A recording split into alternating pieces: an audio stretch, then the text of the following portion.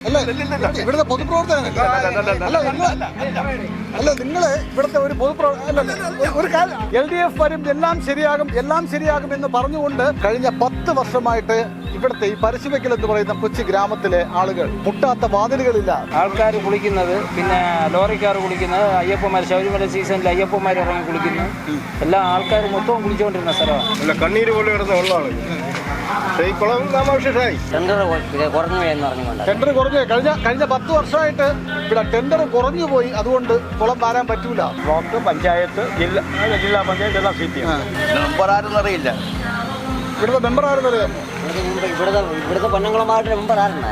MLA ആയിട്ട് ഇടതുപക്ഷവും MP ആയിട്ട് നമ്മുടെ ബഹുമാനപ്പെട്ട ശശി തരൂരുമാണ് ഈ പരശുവയ്ക്കൽ എന്ന് പറയുന്ന കൊച്ചു ഗ്രാമത്തിന്റെ പ്രതിനിധികൾ. എല്ലാം ശരിയാക്കുന്ന കൂട്ടത്തിൽ ഈ ഒരു കുളം പോലും ശരിയാക്കാൻ സാധിച്ചോ?